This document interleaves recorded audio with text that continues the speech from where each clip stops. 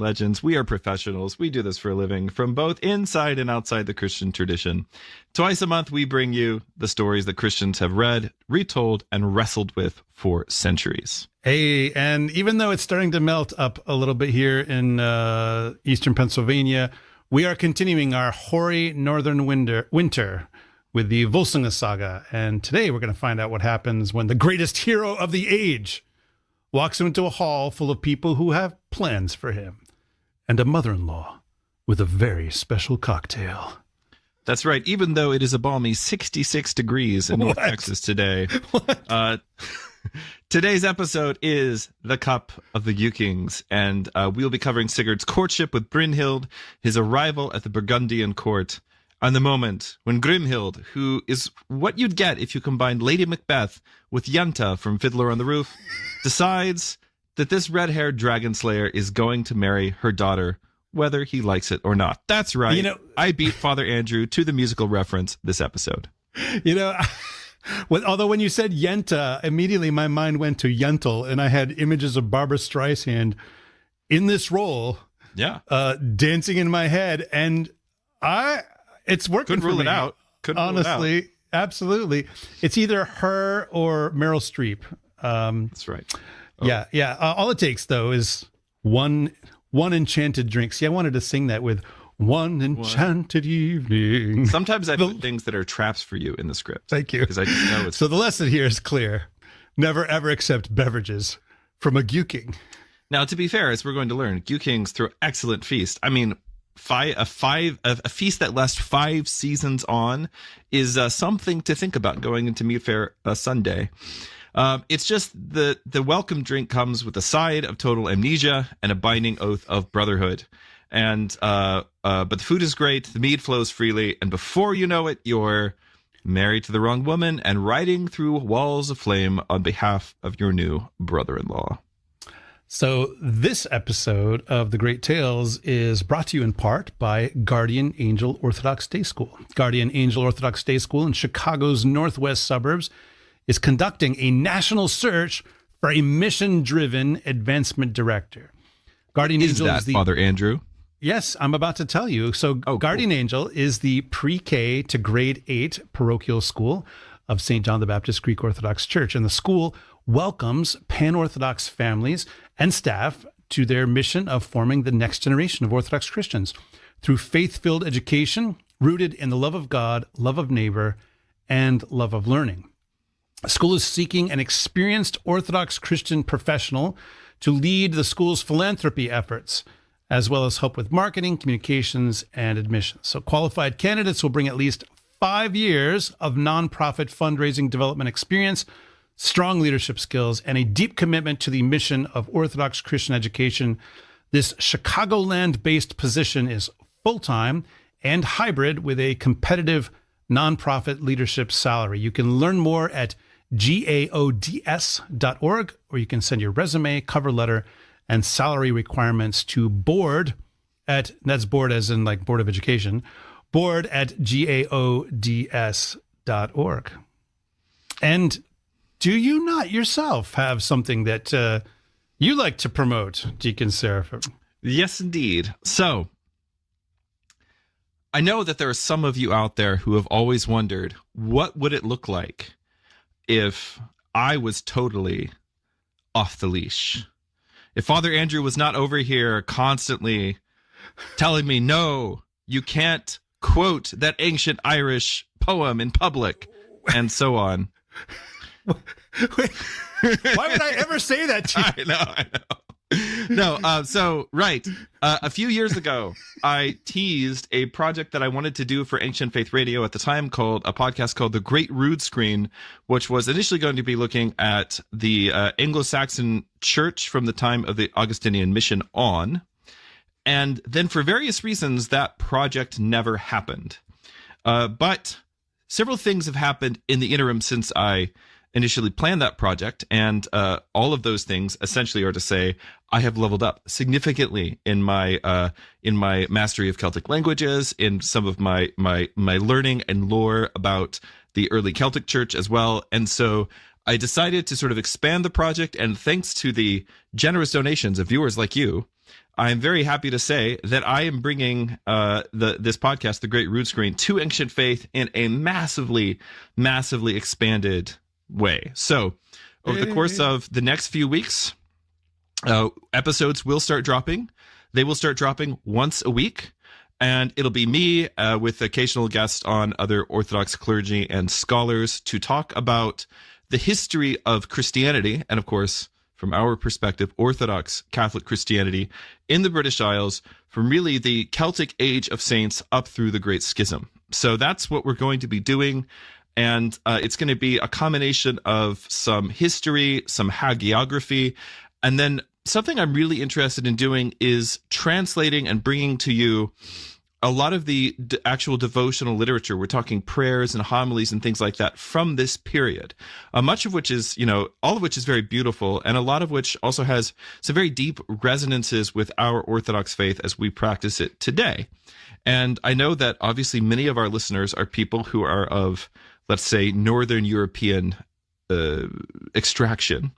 And so this is going to be a way for hopefully some of us to actually kind of reconnect with our roots. Now, this is not going to help in terms of perpetuating the stereotype that it is in fact all one podcast, as this project will be a weird Venn diagram overlap of like Amansul and the Orthodox Pilgrim and the Great Tales and all of it. So there will be some Tolkien in the very first episode and so on.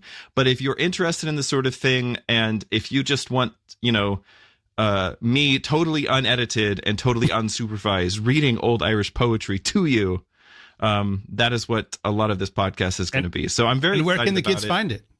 Where can the kids find it? So you can find it on Ancient Faith, on the app. You can find it wherever fine podcasts are sold. And you can, of course, find it on the new YouTube channel of that name, The Great Rood Screen. And so we'll be promoting that a little bit more in the coming weeks as the first episodes begin to drop. But I hope you will join me for that journey. And we should say that rood is spelled R-O-O-D. R-O-O-D. It's not the Great Rood Screen. Right. Like that screen is very rude.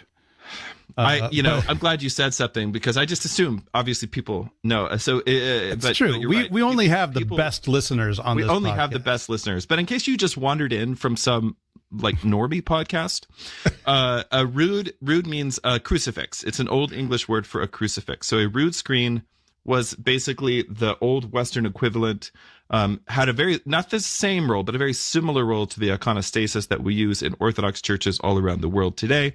And these rood screens were usually surmounted by a carved icon of the crucifixion, which would depict Christ on the cross, and of course, very familiar to us, on one side of him, his mother, and the other side, John the Evangelist. So, yeah. All right. I'm excited. Yes. This show has been in the works for ever years now. Years now. My desk was literally in a different building when I pitched that, and indeed, then a lot of things happened. Work just made it impossible to do that, and it's the fullness of time.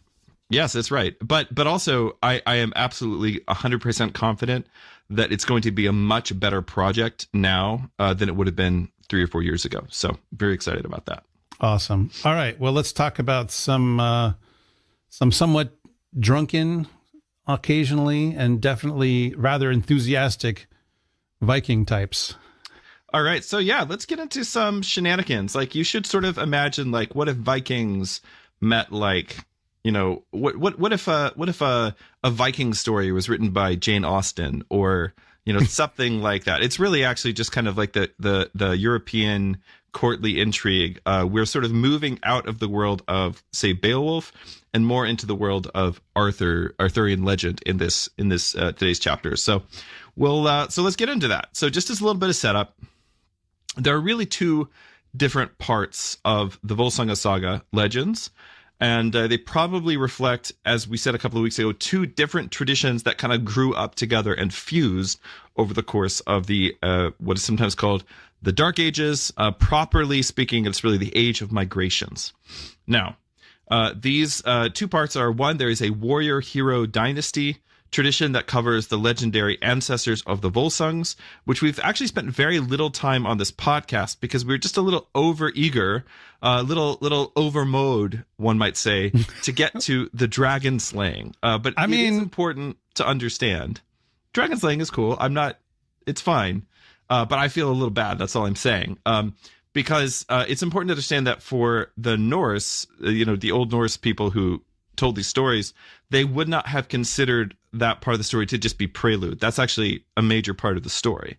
So the part, and this part concludes with the great heroic deeds of Sigurd, which are probably originally done by Siegmund, his father. But in any case, this is, of course, the slaying of Fafnir the dragon and Regin, his brother, and also Sigurd's foster father, and then the carrying away of the hoard of the Nibelungs, which is not the hoard of the Nibelungs yet, but the carrying away of that hoard, and then the waking of the Valkyrie Brynhild. These are Sigurd's great deeds, and we are given to understand he does a lot of other heroic things, such as raiding the halls of other kings, killing their sons, taking their lands, just hero stuff. But these are the great things for which he becomes kind of famous. It's almost to say, like, he's not a hero before he kills the dragon, but when he kills the dragon, that's when he becomes a hero, and then everything after that is just sort of normally expected hero stuff. Now, the second part of the saga, which possibly has these more continental and courtly origins, is the matter which concerns the what in Old Norse are called the Gjuking. We're going to call them the Gjukings for the most part today, but it's the Gjuking. They're a powerful Burgundian dynasty. So the Burgundians, I'll talk about them in a moment, but they are one of the many warlike Germanic tribes who had settled in what eventually would become part of France during the period of the Great Migration. I want to make a lot of French jokes today. However, God has recently reprimanded me in ways I cannot explain on this podcast. And so I'm trying to lay off the French for a little bit. Well, I mean, at this point, though, these are basically Franks. Yes. Well, no, they're not. Very importantly, they're not Franks. The Franks are another rival tribe. They're in that neighborhood in any event. They're in that neighborhood. They're a different rival Germanic tribe. There's a bunch of them in this place, and some of them are going to eventually become the Germans, and some of them are going to eventually become the Franks and so on. But even all the way through the late Middle Ages, all the way into the Enlightenment, actually, you have the Burgundians still very much think of them, like the Duke of Burgundy really thinks of himself not as a vassal, but as a peer of the King of France. And it causes problems. They have constant civil, but it goes back to this because the point is, okay, yeah, you guys have Charlemagne, but our lineage goes way back too. So that's the idea. Yeah. So had certain elements of the Middle Ages turned out a little bit differently, Burgundy would be its own country now. Yes, absolutely. Yeah. And of course, Burgundy is one of the places where the good wine comes from. So very important. Yeah, so if the first part of our story is more Beowulfian in tone, the second part of the story has all of the intrigue and grudges of like one of the Icelandic family sagas, which I, will certainly get into one of these days here on this podcast, against a backdrop that is more courtly setting reminiscent of Camelot, like Arthurian stories. And in fact, the old High German versions of this legend, which we'll get to in a couple of weeks, are much more kind of explicitly Arthurian in their tone. There's a lot of jousts, you should imagine Sigurd in Völsunga Saga being like a knight in armor jousting. Like that's not the tone. But the later, the old High German stuff, which isn't even later, it's actually contemporary with this saga, that it has that much more Arthurian tone. Now, we shouldn't think of this part of the story as being just a bolt on to the story of the great dragonslayer Sigurd. This story is at least as old as the other part, and it grows together to unite these two great legends of the Old North and the West of Europe. So Sigurd is the greatest man of that mythic age. He's done the greatest deed of heroism. So we shouldn't be surprised then that he's sort of the nexus point for the way that all of these roots grow together, or these parts of the story fuse together, and the story of the most powerful dynasty of the age becomes fused with him, a dynasty whose roots both begin and end in well-established history. So, to say a little something about the Burgundians. They're a Germanic people. They first show up in written records in their late Roman imperial era. And they established a very powerful kingdom within the borders of the Western Roman Empire in what is today western Switzerland, and southeastern France. Now, and if it's not from this region, yes, it's not Burgundy. It's just sparkling dark red. You're welcome. Oh boy. Okay. All right. Yes. Okay. All right. I know you're trolling me, but I can't help. But I'm gonna press forward. Okay. All right. So, this kingdom will end officially in 534 when it is incorporated into the Frankish Empire. But of course, it's the source of later names related to the region, now known today as Burgundy, including medieval entities such as the Duchy of Burgundy, the Dukes of Burgundy, and so on that we just mentioned. In earlier periods, the Burgundians were reported by Romans to have lived in regions now within Germany and Poland, the regions that would later become the Grand Duchy of Lithuania, if you're interested in that sort of thing. And there are probably connections between these and the later Burgundian kingdom. But at its core, the Burgundian kingdom was a group of non-Roman Roman soldiers. That is, these are what are called federati. These are essentially client states of the Roman Empire who were made up of warlike barbarians who served the Roman army in exchange for territory. And then they also served as a buffer against non-allied warlike barbarians on the borders of the Roman territory, especially the northern border of the Roman Empire at the time was sort of the Rhine, probably up to Worms in present day Germany. These are basically, to put it in mythic terms, these are the monsters that you put on the border to fight against the monsters that are outside the border. Yes, is probably how kind of your normal Roman would have thought of these people. They're barbarians, gosh darn it, but they're our barbarians. Yes, exactly. Right? Exactly. So, and the family that ruled over this kingdom was a very famous and very powerful family called the Gjukings, or the Nibelungs, or the Niflings, or the Niflungs. There's a lot of different versions of their name. And of course, the story, the Old High German version of the story, is called the Nibelungenlied for that reason. Yes, the lay of the Nibelungs. Yes, right. Yeah. So, this kingdom on the Rhine was destroyed by by the Romans and their Hun allies. So there's kind of a whole thing here where the Huns would sometimes fight with the Romans against other barbarians, and then of course the Huns would turn around and fight the Romans. The Romans would have to team up with other barbarians to fight the Huns, and so this was destroyed by the Huns. When they were when their king Gundahar, who is probably the character Gunnar or Gunther in the story that we're going to be telling today. Yes, Gundahar sounds like a city in Lord of the Rings, right? Or like a city like in Afghanistan. Yeah. Oh. Well, okay, sure. I mean, yes, you're right. Yeah. So this character Gundahar, in the Nibelungenlied, he's called Gunther. In the Völsunga Saga, he's called Gunnar. That's what we're going to call him today. And the rest of them then kind of resettled near Lake Geneva in about 443. And eventually their territory expands to include the regional Roman capital of Lyon. If you think of like Saint Irenaeus of Lyon, that's where he was martyred. And subsequently, that became the new Burgundian capital. So it's interesting because as a dynasty, they sort of begin in history, like in early written, late Roman imperial sources, and then they have this also terminus in history. But in the middle, they sort of move from history into mythology and then back into history later on. So the interpersonal intrigues of the Gjukings begin with 3 women whose desires, wrath, and revenge bring about the death of Sigurd, the greatest man of the age, and the implication seems to be the man who could have held back the Huns. And here it is important to note that, of course, Brynhild, who we've already met in previous episodes, is herself a Hun. You might have noticed the little reference in one of the poems that we read a week or two ago to a Hunnish princess. But it's talking about Brynhild because her father is Budli, who's the king of the Huns, and her brother is one Atli, a.k.a. Attila the Hun himself, the mortal enemy of Hagar the Barbarian, if you grew up Hagar the Horrible? the funny papers. Yeah. Hagar the Horrible.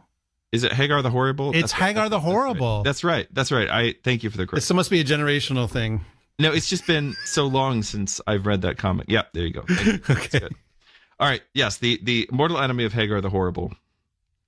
So Attila is actually her brother, and all of this is going to be very important to understand how things will eventually shake out between the Burgundians and the Huns. So that being said, let's get into today's reading. So Father Andrew, right. I thought maybe you could take us back first to the story of how Sigurd got his horse.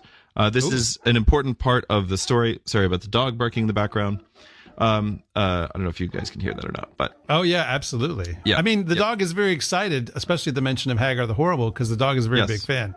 Yes, I think that's right. That dog, by the way, that is Argos, who is my oldest dog. He is about as old as Odysseus' dog in the Odyssey, after whom he is named, and he's just as loyal. And he has, of all my dogs, I have some 17 dogs on the property at this moment, but of all of my dogs, he is the one that has the loudest bark. Yes, it is in fact a pack.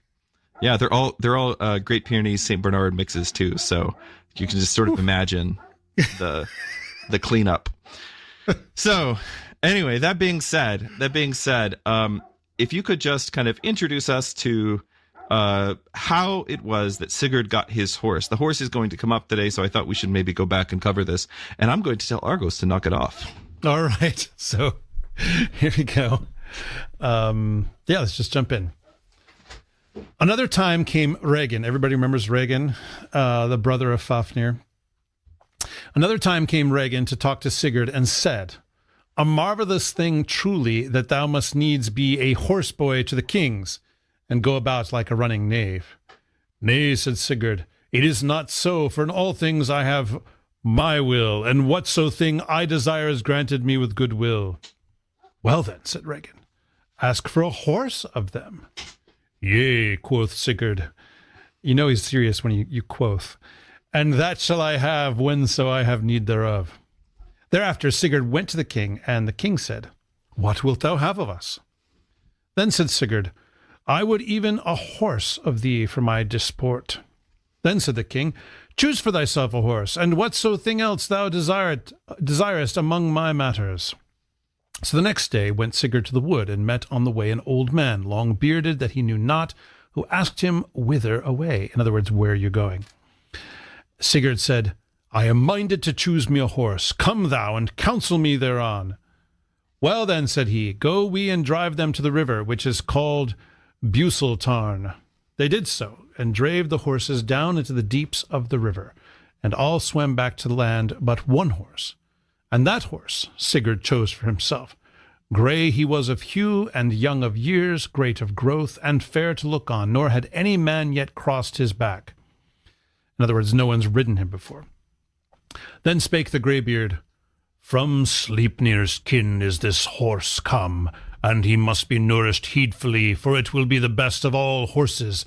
And therewithal he vanished away. Who could that be? So Sigurd called the horse Grani, the best of all the horses of the world, nor was the man he met other than Odin himself. Who called that? I mean, we all knew. When you see some random old guy show up in one of these stories, especially if he has like a big hat and one eye or something. Yeah, that kind of the Odinic wanderer, if you will. Yeah. So I just want to point out that there's a weird inversion here of, or at least this sequence is inverted in the Lord of the Rings, because when Gandalf comes to Theoden, so in this case you have a king basically comes to Odin to get a horse, but when Gandalf, who is the Odin figure in the Lord of the Rings, among other things, but he's the Grey Wanderer. He looks kind of like Odin does, everything. So he comes to the king and he asks for a horse, and basically, the king tells him, mostly to get rid of him, choose whatever horse you want and just sort of be gone. And of course, he chooses Shadowfax, who is like Sleipnir, who is gray of hue, which is what Shadowfax basically means. Yeah. So, yeah. So I love this. I love this little sequence. Now, before we go too much further, it would also be good for us to describe the kit of Sigurd. And I want to include this for a couple of reasons. Yeah. I want to just describe this for a couple of reasons. One is that it's very cool, but in particular, this would have been very important. This would have been considered very significant to medieval audiences, right? So nowadays, this is going to seem like a lot of detail, maybe, in the same way that, for instance, the description of the shield of Achilles, which gets essentially an entire book in the Iliad, right? But this is the sort of thing that people really, really kind of cared about. And of course, all the heraldry and everything is going to be very symbolic. So this is, now Sigurd rides away. Many-folded is his shield, and blazing with red gold. Red in this sense means bright. And the image of a dragon is drawn thereon. And this same was dark brown above and bright red below. These are all technical colors and heraldry, essentially. And even with such like image was adorned helm and saddle and coat armor, and he was clad in the golden byrnie, that is a chainmail suit, and all his weapons were gold wrought. Now for this cause was the drake drawn on all his weapons, that when he was seen of men, all folk might know who went there, yea, all those who had heard of his slaying of that great dragons that the Vorings call Fafnir, and for that cause are his weapons gold wrought and brown, again, brown means bright in this context, of hue, and that he was by far above other men in courtesy and good manners, and well nigh in all things. And whenas folk tell of all the mightiest champions and the noblest chiefs, then ever is he named the foremost, and his name goes wide about on all tongues north of the sea of the Greek lands, that is the Mediterranean, and even so shall it be while the world endures. Now, the hair of this Sigurd was golden red of hue, fair of fashion, and falling down in great locks. Thick and short was his beard, and of no other color, that is, same color as his hair. High-nosed was he, broad and high-boned of face, and so keen were his eyes that few durst gaze up under the brows of him. His shoulders were as broad to look on as the shoulders of two. Wow. Most duly was his body fashioned betwixt height and breadth in such wise as was seemliest. This guy is looks-maxing, as the kids are saying on the internet. I've just learned this thanks to you. You're welcome. And also the word mog. Like there's apparently mogging going on. Yes, whatever. the mogging. There's going to be some bath mogging that's going to happen in the next episode of The Great Tales, but we're not going to cover that today. Okay. Listen, you have told me so many horrible things in the course of our friendship that if I occasionally introduce you to some Gen Alpha slang, I feel like it's fair. So, yes, his body, fashioned betwixt height and breadth, and in such wise as was seemliest, and this is the sign told of his height, that when he was girt with his sword Gram, which was 7 spans long, oof, as he went through the full-grown rye fields, the dew shoe of the said sword smote the ears of the standing corn. So the dew shoe is it's a little metal, like, chafe at the bottom of a scabbard, right? It's called the dew shoe because it keeps moisture from getting into the sword, into the scabbard, right? Got it. So, in other words, the bottom of the sword, when he's wearing it at his waist, touches the tops of fully grown rye as Sigurd is walking through the field. Okay, so in other words, dude is super duper tall. He is a fellow tall. That's right. Now, and for all that, greater was his strength and his growth. Well could he wield sword, and cast forth spear, shoot shaft, and hold shield, bend bow, back horse, and do all the goodly deeds that he learned in his youth's days. In other words, he is what they would call a massive lad. He is a massive lad. Wise he was to know things yet undone, and the voice of all fowls he knew. Wherefore few things fell on him unawares. So, basically, you can never take Sigurd, not say never, because it will happen, but it's very difficult to take Sigurd by surprise because the birds give him ample warning, thanks to his having eaten of the heart of the dragon.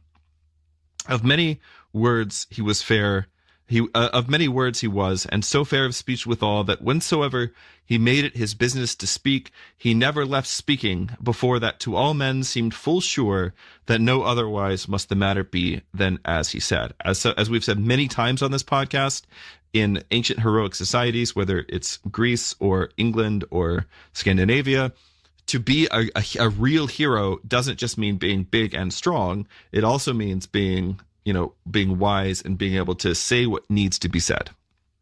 His sport and pleasure it was to give aid to his own folk, to prove himself in mighty matters, to take wealth from his unfriends, as well as obviously you should do, to take wealth from his unfriends and to give the same to his friends. A little redistribution of wealth. Never did he lose heart, and of naught was he afraid. So I love the unfriending. I mean, this is obviously predates Facebook by quite a lot. Yes. I did a little unfriending myself this morning, but I did not take any wealth from my unfriends. Yes, nowadays we just ratio people. So.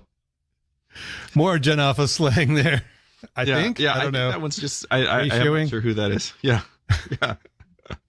Sound off in the chat, everybody. I mean, here's the funny thing is, like, as you're a millennial and you're like, I don't know what the kids talk about these days, you know? Yeah, but you have to realize, I know this will not seem this way to you because of your card, but millennials, we're not the youths anymore. Like we're solidly middle aged, and But the fun thing is that now Gen Z is having the same reaction to Gen A coming up. I was talking to somebody who's like solidly Gen Z, and I was like, I just can't understand the kids anymore. I was like, oh yeah, how you like it now? How's that feel? So, all right.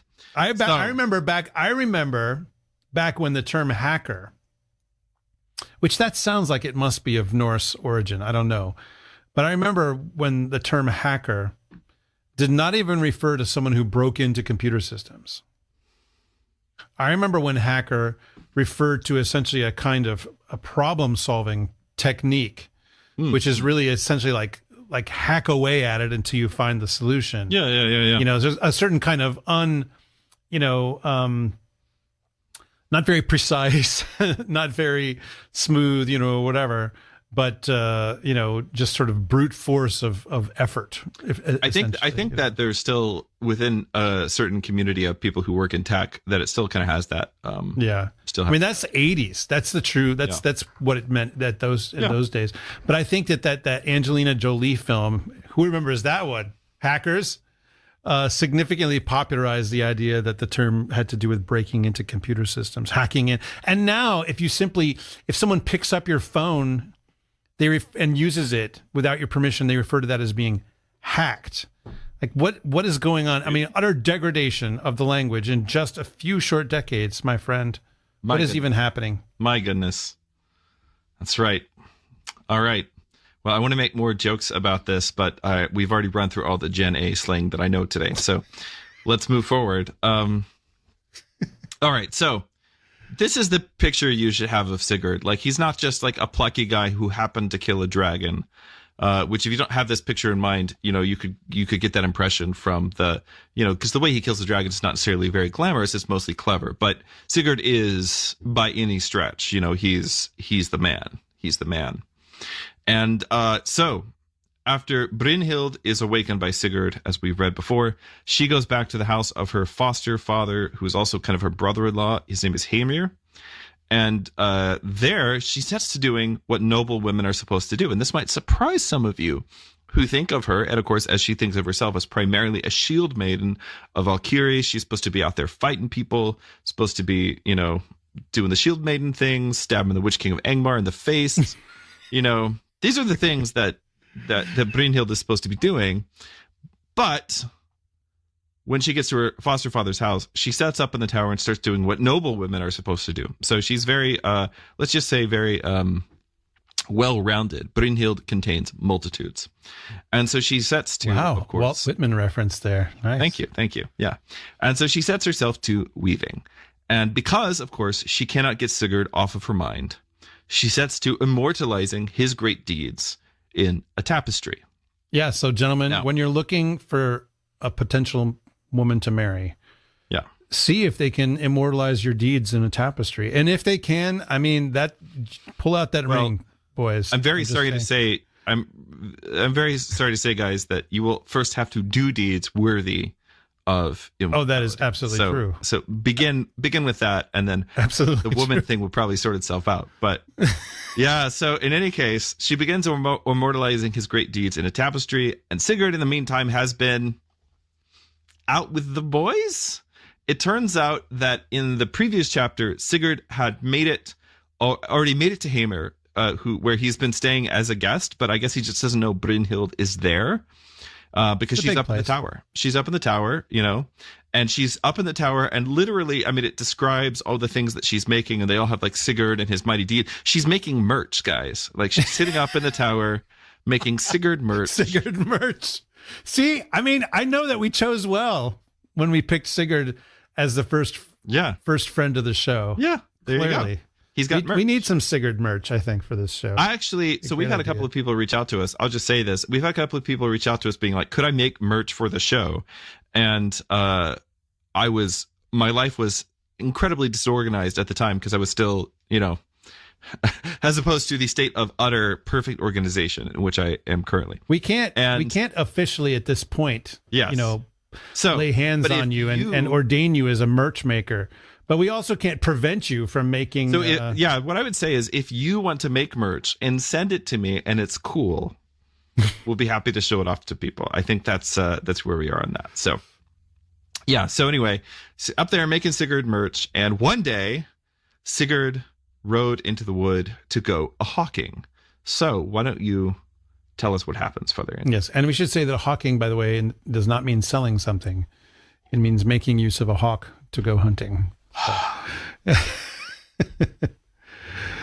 Now tells the tale that on a day Sigurd rode into the wood with hawk and hound and men thronging, and whenas he came home, his hawk flew up to a high tower and sat him down on a certain window.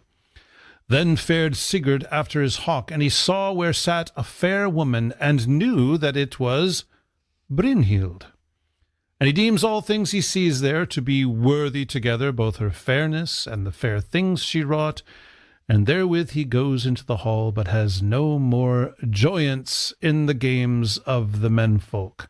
In other words, he's, the fun he's having with the guys suddenly just pales in comparison to, woohoo, Brynhild. I mean, we've all been there. Yeah, exactly. Jinx. So he's kind of he's mooning about, and one of his bros, Alswid, asks him what's wrong, and here we already can see the beginning to be woven about him. So thus far, though, it's just his fate or dumb luck. Yes, this web that's being woven about him, which is well, we'll see what happens with all that. Okay, then spake Alswid.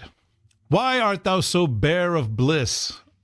You guys got to use this next time when you see one of your buddies. Please use this line. Just like super bummed. My friend, you seem bare of bliss. Bare of bliss. Why art thou so bare of bliss? See, that could go on some merch. This manner of thine grieveth us, thy friends. Why then wilt thou not hold to thy gleesome ways? Lo, thy hawks pine now, and thy horse Grani droops. And how long will it be ere we are booted thereof? Sigurd answered, Good friend, hearken to what lies on my mind. For my hawk flew up into a certain tower, and when I came thereto and took him, lo, there I saw a fair woman, and she sat by a needlework of gold, and did thereon my deeds that are past, and my deeds that are to come. Yeah, by the way, she's not just doing... She's got his future exploit on the merch as well, which is a great way to get ahead of like your schedule. He's clearly okay with knowing what his fate is. So Alswid tries to talk him out of this. Basically, is like, that's Brynhild. She won't let anyone come and court her. She's really difficult. She's a Valkyrie and all these things. But Sigurd determines to try to go and court her. So he takes a ring from his hoard, the ring of Anvari. as a pledge of his love. And then said Alswede, thou hast seen Brynhild, Budli's daughter, the greatest of women, great women. Yea, verily, said Sigurd, but how came she hither? Oswede answered, short space was there betwixt the coming hither of the twain of you. Says Sigurd, yea, but a few days agone I knew her for the best of the world's women. Oswede said, give not all thine heed to one woman, being such a man as thou art, ill life to sit lamenting for what we may not have. I shall go to meet her, says Sigurd, and get from her love like my love, and I will give her a gold ring in token thereof. Alswede answered, none has ever yet been known whom she would let sit beside her, or to whom she would give drink. By the way, sit beside is probably a euphemism. Yeah, you guys get it. Air quotes. Forever will she hold to warfare and to the winning of all kinds of fame. Sigurd said, we know not for sure whether she will give us answer or not, or grant us a seat beside her. So, but I mean, maybe. I mean, it's Sigurd though. So Sigurd, he's a you know. Sigurd essentially tells him, I'm sorry, I have to translate this again for the kids in the audience. He essentially says, Alswede, but you see, I have depicted myself as the Chad and you as the Virgin, and so. I identify as a Chad. Yes. So he goes to meet Brynhild, and Brynhild is actually quite willing to give Sigurd a seat beside him in her tower, where they discuss their mutual love for each other, but also, very importantly, their fate and doom, which is already closing around them. Oh, be thou welcome here, said she. And arose therewith, and the 4 damsels with her, and bore the golden beaker to him, and bade him drink. He stretched out his hand to the beaker, and took it, and her hand withal, and drew her down beside him, and cast his arms round about her neck, and kissed her, and said, thou art the fairest that was ever born. But Brynhild said, wiser is it not to cast faith and troth into a woman's power? For ever shall they break that they have promised. He said, that day would dawn the best of days over our heads, whereon each of each should be made happy. Brynhild answered, it is not fated that we should abide together. I am a shield may, and wear helm on head, even as the kings of war, and them full oft I help. Neither is the battle become loathsome to me. Sigurd answered, what fruit shall be of our life if we live not together? Harder to bear this pain that lies here under than the stroke of sharp sword. Nice. Brynhild answers, I shall gaze on the hosts of the war kings, but thou shalt wed Gudrun, the daughter of Gjuking. Sigurd answered, what king's daughter lives to beguile me? Neither am I double-hearted herein, and now I swear by the gods that thee shall I have for mine own, or no woman else. And even such likewise spake she. Sigurd thanked her for her speech, and gave her a gold ring, and now they swore oath anew. And so he went his ways to his men, and is with them a while, in great bliss.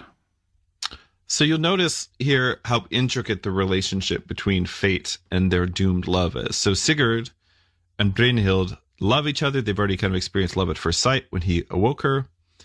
But it seems like Brynhild has kind of been keeping herself from him because she, A, can only wed the greatest warrior of the age, being herself a shield maiden, and is furthermore unwilling to give up that lifestyle as of yet. Though notice that she also excels all other women in the womanly arts.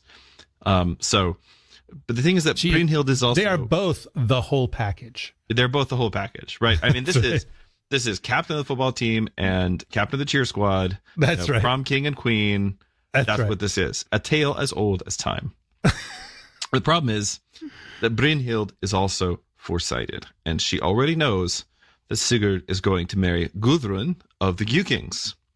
So remember that Sigurd also knows this as well, or at least he's been told it, There is a difference between being told something by your elders and actually believing it and acting on it. But in any case, he's already been told this by his uncle. But there in that moment, and is this really so hard to imagine if you were once young and in love yourself? They both say, to heck with fate. And they swear their oaths to one another.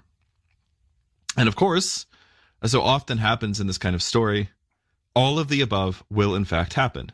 Brynhild really will give up the life of a shield maiden to her ultimate sorrow. Sigurd really will marry Gudrun. And in the end, they really will lie together as man and wife on the funeral pyre. All of this we know.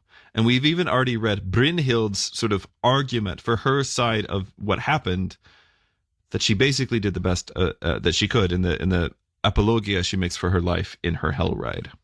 Now, as I have said earlier in this episode, the second half of the saga revolves around three interesting and powerful women, all of whom have a vested interest in Sigurd's fate and in the fates of the other men in their lives.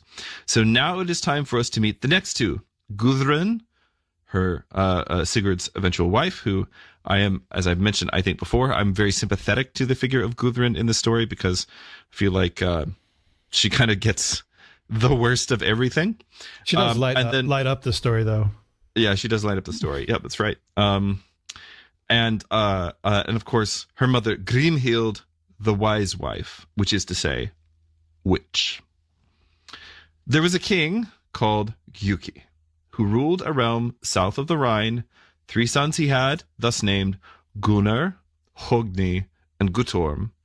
And Gudrun was the name of his daughter. By the way, it's spelled Gudrun, but in Old Norse it's Gudrun. Yeah. The fairest of maidens. So Gudrun is also the whole package. And all these children were far before all other kings' children in all prowess, in goodliness and growth withal. Ever were his sons at the wars and wrought many a deed of fame.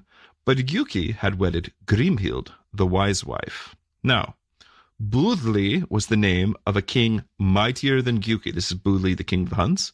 Mighty though they both were. And Atli was the brother of Brynhild. Atli was a fierce man and grim, great and black to look on, yet noble of mien withal, and the greatest of warriors. Grimhild was a fierce-hearted woman. Now the days of the Gjukings bloomed fair, and chiefly because of those children, so far before the sons of men. On a day, Gudrun says to her maidens that she may have no joy of heart. Then a certain woman asks her for wherefore her joy was departed. In other words, why art thou so bare of bliss? Well, yes, why are you so bare of bliss? She answered, grief came to me in my dreams. Therefore is there sorrow in my heart, since thou must needs ask thereof. Since you ask, I had a bad dream. Tell it me, then, thy dream, said the woman, for dreams oft forecast but the weather. Gudrun answers, nay, nay, no weather is this. I dreamed that I had a fair hawk on my wrist, feathered with feathers of gold. Says the woman, many of her tell of thy beauty, thy wisdom, and thy courtesy. Some king's son abides thee then. Gudrun answers, I dreamed that naught was so dear to me as this hawk, and all my wealth I had cast aside rather than him.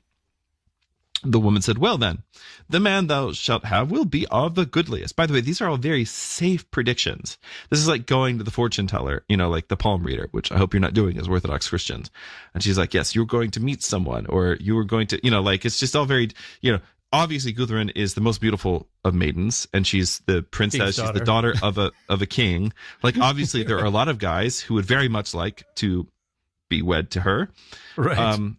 Well then, the man thou shalt have will be of the goodliest, and well thou shalt love him. And Gudrun answered, it grieves me that I know not whom he shall be. Let us go to seek Brynhild, for she belike will wot that is know thereof. So, perfectly good idea. This will not lead to any bad results later. They say, Brynhild, she can see the future. Let's go ask her if she knows who it is that I'm supposed to marry. My secret is an error.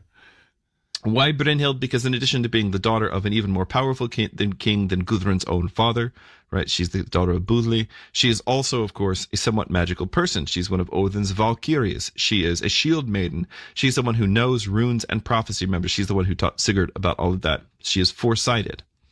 So Gudrun goes to meet Brynhild with her maidens, and when the two princesses meet with their retinues at Brynhild's hall, it is obvious that there is some initial tension as they sort of square off. Gudrun is, I think, more beautiful than Brynhild. What? But Brynhild is a magical Valkyrie. Strongly implied in the text. Again, I'm a little bit of a Gudrun stan. I guess I'm just sort of like revealing this now. Gudrun is more beautiful than Brynhild. Brynhild is far wealthier and obviously super accomplished. But eventually they fall to speaking, completely failing the Bechdel test of which kings and king's sons are the greatest. And eventually, after discussing a few different candidates, because Gudrun is trying to say, well, it's my brothers, Brynhild lets it slip that Sigurd is actually the greatest man of the age, even greater than Gudrun's brothers, and that their destinies are intertwined. Yeah, so she says this. Day by day he wrought some deed of fame, and is the man most renowned of all the wide world. Gudrun says, from love hast thou gained these tidings of him. In other words, you hear this about him because you're super into him. From love hast thou gained these tidings of him, but for this cause came I here to tell thee dreams of mine, which have brought me great grief. Says Brynhild, let not such matters sadden thee. Abide with thy friends who wish thee blithesome, all of them. This I dreamed, said Gudrun, that we went, many of us in company, from the bower, and we saw an exceeding great hart, that is a deer, that far excelled all other deer ever seen, and the hair of him was golden. And this deer we were all fain to take, but I alone got him, and he seemed to me better than all things else. Since thou, Brynhild, didst shoot and slay my deer even at my very knees, and such grief was that to me that scarce might I bear it, and that afterwards thou gavest me a wolf cub which besprinkled me with the blood of my brethren. So notice this is a new dream than the one that she just told her maidens. Yeah, Brynhild answers. In this dream, she sees this golden deer, and she gets the deer, and then in her dream, Brynhild, one who she's gone to for interpretation, comes along, kills the deer, and gives her a little wolf cub instead. So spoilers, everyone. After Sigurd dies, and Brynhild also dies, Gudrun will be wed to Atli. That is to Attila the Hun. He's the wolf cub who is going to cover her in the blood of her brethren. I mean, when you're reading these stories, there's never a conclusion where it's like, oh, that's an interesting dream. I'm sure it doesn't mean anything. I'm sure it means nothing. Yeah, right, exactly. Like, oh, yes, you clearly had a spot of mustard or undigested bit of beef. Like, that's just not a thing. Brynhild answers, I will read thy dream, in other words, interpret it, even as things shall come to pass hereafter, for Sigurd shall come to thee. Even he whom I have chosen for my well-beloved, and Grimhild shall give him mead mingled with hurtful things, which shall cast us all into mighty strife. Him shalt thou have, and him shalt thou quickly miss, and Atli the king shalt thou wed, and thy brethren shalt thou lose, and slay Atli withal in the end. Gudrun answers, grief and woe to know that such things shall be. And therewith she and hers get them gone home to King Gjuking. That didn't go... Like, she went to her basically saying, I want to find out who, like, my secret admirer is, who's the guy I'm going to marry, you know, he loves me not, right? And then Brynhild lowers this on her. She's like, wait. And this is where a lot of the horror and the tragedy of the story comes in, right? If you think back to Hot Theban Summer, Oedipus gets caught in this web of fate that his parents have woven, and he's basically totally oblivious until in a single moment, it all kinds of comes crashing in on him. Yeah. But here, we have to imagine Sigurd and Brynhild and Gudrun all young, in their prime, knowing that fate has decreed one thing for them, but thinking that just maybe they can still beat it. And if they can't beat it, there's no use trying to fight against it. And so this is really the last part of the story when everyone is able to kind of see with their eyes open, because soon the veil of forgetfulness will fall upon our heroes. So this brings us to chapter 26, the Cup of the Gjukings. We've mentioned already, of course, that Sigurd's kit is, to use a little bit of 2019 slang, on fleek. I'm so glad that went away. Me too. But I brought it back now, so who knows? Who knows? On fleek. It's not a pleasing sound. Fleek. No, it's not nice. It's a bad. I understand that now. You would say something about his drip. His drip. I think it's Riz now. I think drip is like already old. Are you serious? Yeah. I just saw a movie that used drip. The turnover happens way faster than movies can be made. I'm sorry to say. But you could say that Sigurd has, of course, peak aura. That would be one way to. He's out there aura farming. He's out there aura farming. Yeah, that's actually one I kind of like. So yeah, as he comes riding to the Hall of Gjukings, having been told that this is going to be his ultimate downfall, but he's either too much of a hero or he's too much of a fool, and maybe those are the same thing, to stop himself. And the Gjukings see him coming, and the Gjukings at first mistake him for a god. So fine is his horse. Understandable. So excellent is his gear. So manly a man is he. Now, normally, anybody who rides up to the burg gets challenged by Gjuking's three sons, kind of like sort of Arthurian style, like you have to, joust you first, and then you can come. All kind of massive lads once again. All massive lads themselves. Yes. But in this case, nobody challenges Sigurd. So he rides up and he introduces himself, very importantly, as a king's son, and he's made welcome. And by the way, there are already some hints here that we're sort of on the continent now in terms of the narrative, right? So we're dealing with burgs, which is like a town, and towers instead of halls. Yeah. The whole thing is taking on a little bit of a chivalrous air. At this point, we're told that Sigurd and his three sons, the three sons of Gjuking, ride abroad on errantry, essentially, which is another knightly staple, though, of course, their errantry is what? Taking wealth from their unfriends and giving it to their friends. And that whatever they do, no matter how great the three sons of Gjuking are, Sigurd is always the foremost among them. It's kind of like D'Artagnan and the Three Musketeers, It's like, yeah. So every day they ride out, and every night they come back home, and whenever Sigurd comes back to the hall, he only talks and thinks about Brynhild. And this is a big stinking problem for Grimhild, who wants this mighty warrior to marry her daughter. Her daughter, Gudrun. And also, it's a big problem for Gudrun, who is in love with said mighty warrior and has been dreaming about him since even before he came to the burg. You can sort of imagine her beautifully pining away in a corner as Sigurd is like, oh, that's a pretty nice tapestry, but what's even better are the ones that Brynhild makes. Oh man, anyway, I think this is probably a good point. I think this is a good moment to point out that in many ways this story, with regards to its treatment of women, absolutely subverts the expectations that modern people have of pre-modern stories. Because yes, the women in this do womanly things, traditionally womanly things. They weave, all this kind of stuff. But they absolutely have major agency and are really the ones. I mean, in many cases, especially this part of the story, they are running this show. This is their story that they're making happen in various kinds of ways. So yes, I mean the image of Gudrun pining in the corner, whatever. But don't get the sense, especially as this plays out. We're not going to see all of it in this episode. We have to bear with us a little bit. But especially as this plays out, you're going to see that Gudrun has a lot of choice, and she moves the story very much herself. So I think it's just, and to point out, and this is not some revisionist version. This is the story. This is a medieval tale. But it is also quite typical of Germanic literature, and to be quite honest, most ancient literature, you'll see women who have this kind of agency, or who are find themselves in difficult pickles, and the interest in the story is seeing like how do they deal with it, with the powers that are at their disposal.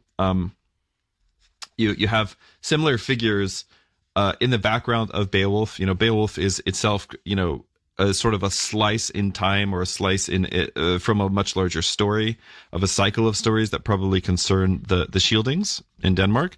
But you can sort of see, as certain figures are referred to throughout Beowulf, that, some of these female figures, that they have their own interesting stories kind of going on as well, that would have been the subject of their own lays, just like Brynhild and Gudrun. So this is when, the person who is sort of the driver of all of this, though, is, of course, Grimhild. Grimhild is the one who comes up with a plan so cunning, as Blackadder says, that you could put a tail on it and call it a fox. So, Grimhild finds how heartily Sigurd loved Brynhild, and how oft he talks of her, and she falls to thinking of how well it were if he might abide there and wed the daughter of King Gjuking. For he saw that none might come anigh to his goodliness, and what faith and good help there was in him, and how that he had more wealth withal than folk might tell of any man. This is because he has this hoard that he's just been carrying around with him.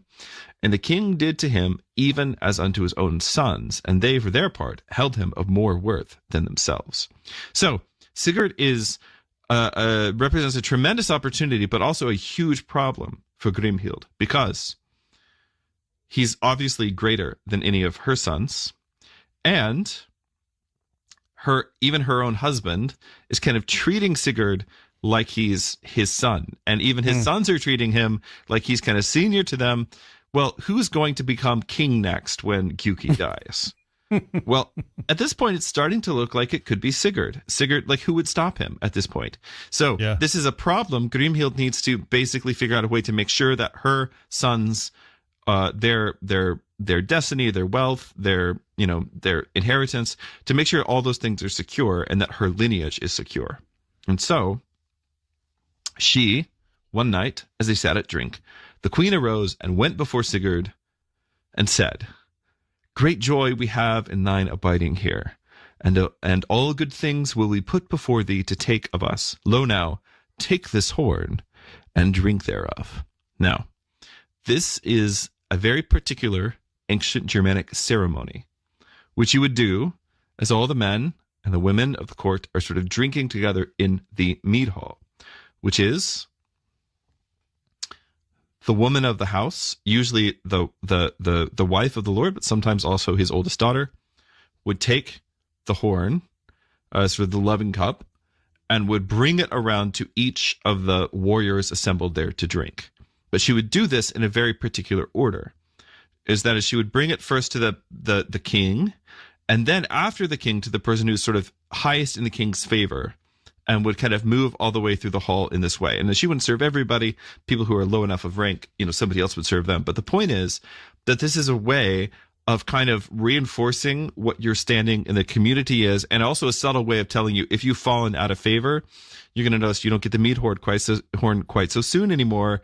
And that's a way. So this is something that happens in the Beowulf poem a couple of times, but it happens in the story as well. It's a very important ceremony, and it is one of the main roles that women had in the aristocratic Germanic warrior society. So she brings him the horn, but the horn is, of course, cursed, magical, poisoned, whatever you want to call it. Remember she that slipped him a Mickey. Yeah, pretty much. One of the main forms, more like a roofie, but in any case, one of the main forms of magic that's done with runes is you etch certain runes onto the rim of a drinking cup or a drinking horn, and has different magical effects. This is one of the things which Brynhild actually taught Sigurd about, and then warned him about, and he is taking none of that advice. Grimhild comes up and she's saying all these nice things, and she offers him the horn, which is a sign of his favor there at court. And so he took it and drank. Therewithal she said, "Thy father shall be Gjuking the king, and I shall be thy mother, and Gunnar and Hogni shall be thy brethren, and all this shall be sworn with oaths to each, and then surely shall the like of you never be found on earth." Sigurd took her speech well, for with the drinking of that drink, all memory of Brynhild departed from him. So there he abode a while. I mean, that's amazingly specific. He has very, very sharply honed amnesia. He forgets one thing, Brynhild. Yeah, I mean, you have to imagine Grimhild is probably pretty good at the cup magic here, right? Yeah. So, all right.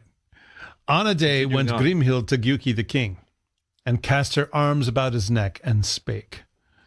You can just see this in my head. Behold, there has now come to us the greatest of great hearts that the world holds. And needs must he be trusty and of great avail.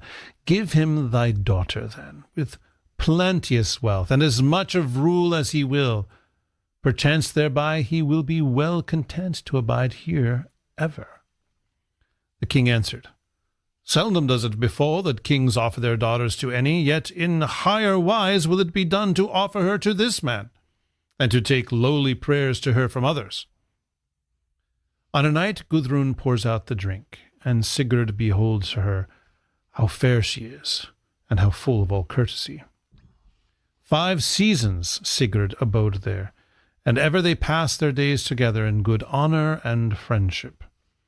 And so it befell that the king held talk together, and Gjuking said, Great good thou givest us, Sigurd, and with exceeding strength thou strengthenest our realm. Then Gunnar said, All things that may be will we do for thee. And so thou abidest here long, both dominion shalt thou have, and our sister freely, and unprayed for, whom another man would not get for all his prayers. Sigurd says, Thanks have ye for this wherewith ye honour me, and gladly will I take the same. Therewith they swore brotherhood together, and to be even as if they were children of one father and one mother. And a noble feast was holden and endured many days, and Sigurd drank at the wedding of him and Gudrun. And there might men behold all manner of game and glee, and each day the feast was better and better. Now fare these folk wide over the world, and do many great deeds, and slay many kings' sons, and no man has ever done such works of prowess as did they. Then home they come again, with much wealth won in war. Sigurd gave of the serpent's heart to Gudrun, and she ate thereof, and became greater-hearted and wiser than e'er before. And the son of these twain was called Sigmund.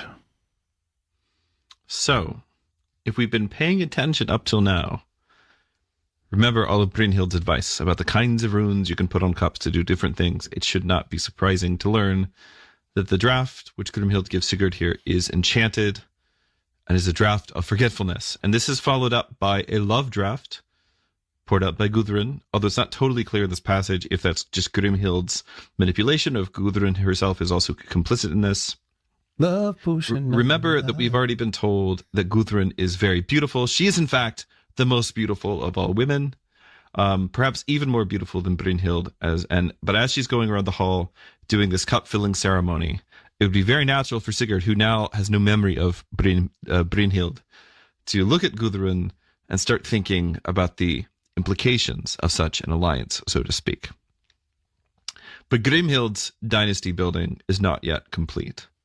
She still has 3 sons, after all, and they need to get married. And oh, look, with Sigurd out of play, Brynhild is now a free agent.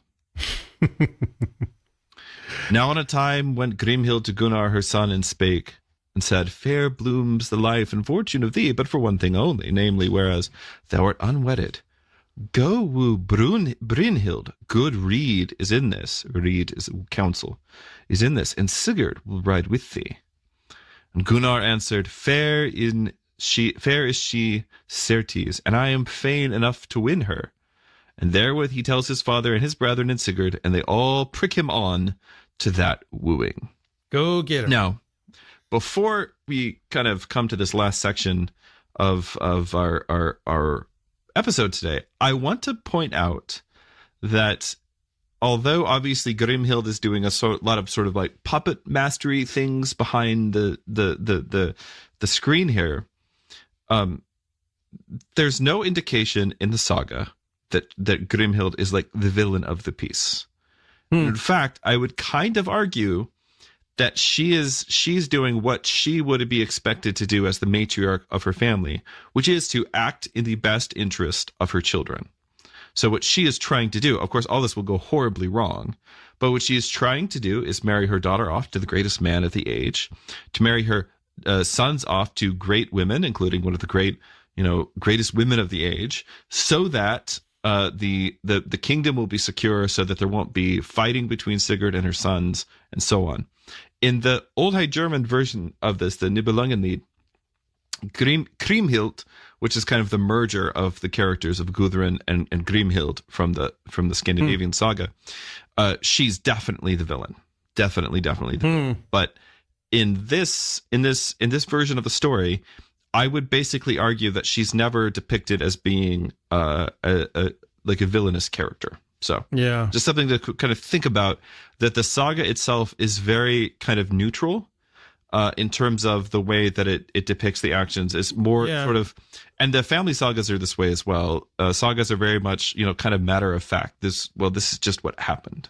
Yeah, and I think one thing that's worth pointing out is that the place of trickery in this story, while we who kind of swim in a world in which deontological ethics is sort of the norm, when you say things like, is it always wrong to lie? Yes, it's always wrong to lie.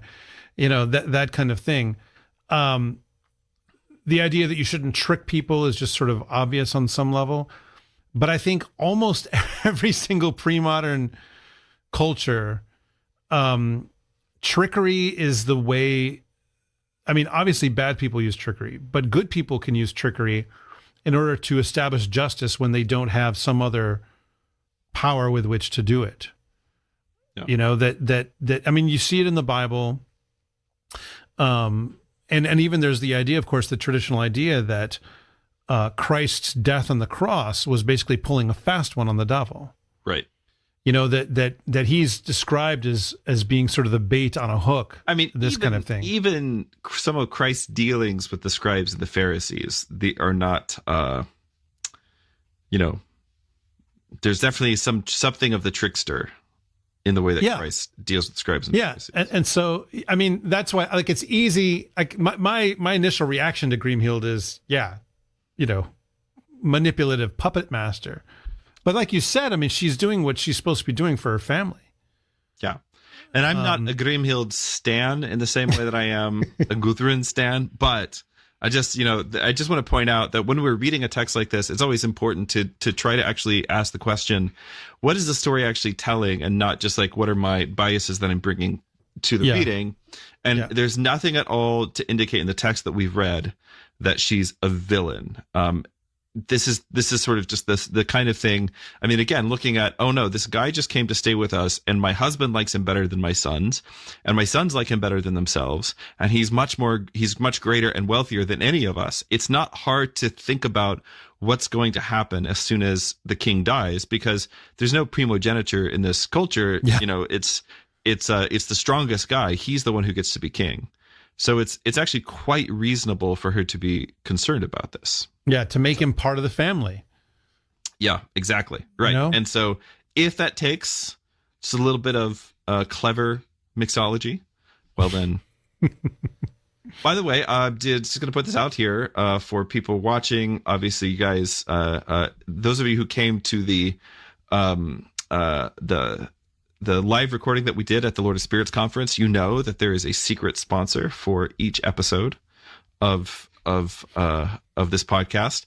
So I would like to put the challenge out there for one of you to put together a recipe for the Grimhild, and please share it with us here on the podcast. And if it's really good, we'll feature it in a future sponsorship opportunity. Ooh. So, all right. Okay, so when last we left Brynhild, she has now, since we last left her, she is posted up in a tower some distance from her father's house. And there, using her magic, everybody is at least a little magical in the story, she has surrounded herself with a hedge of fire, through which only the greatest warrior of the age may pass. I mean, this is one way to get the guys to like kind of knock it off a little bit. So for all of you guys who are out there who have daughters. Yes. Yeah. Hedge of fire. Hedge of fire. My daughter used a hedge of fire. Yeah. So this is a way of, you could say this is one way of ensuring that only a warrior greater than herself can win her. Don't know how this worked out with your daughter, but you can compare this to another mythological trope, right? They think of like the huntress Atalanta from Greek mythology, or certain characters in Celtic mythology who have a gesh on them, like a taboo in which they can only wed the man who beats them in a race or defeats them in a contest of arms, and so on. So since she already knows, or at least believes that she knows, that Sigurd is the greatest man of the age, this is maybe also a way of making sure that she gets him and not someone else. You know, keeping everybody, or just keeping everybody else away, since she already knows that she won't end up with Sigurd.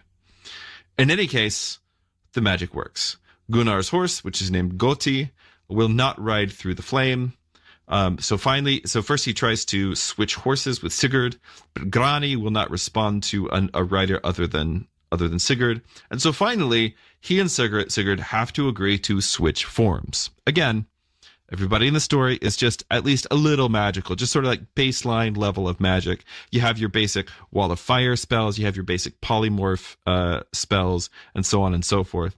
And so they switch forms, which we're told is something which Grimhild had taught them to do, which seems to indicate that she had foreseen this particular outcome and already equipped them with the means to do this. In some versions of the story, it's like they use a ring, a magical ring, to do the swap, but it's not explained here in the saga.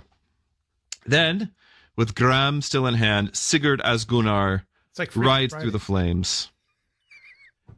Yes, they say, I wish... Well, how's it go? I could be you for just one day. Yes, something like that. And then the light flickers. I remember the original Freaky Friday with that's the only one I've ever seen. Jodie Foster, I think. It's the only one I've seen. Isn't it Jodie Foster? Isn't she the original Freaky Friday? Yeah, Jodie Foster. So the only Freaky Friday I've seen is that one, and of course the Community episode based on said Freaky Friday. Oh, sure, right. So yeah, I mean, I have a whole cache of warm memories of films from that era, including like films like Pollyanna.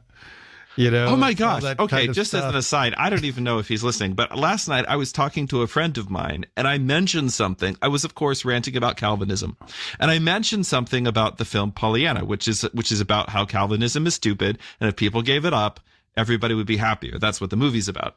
And so I just mentioned something about Pollyanna to him.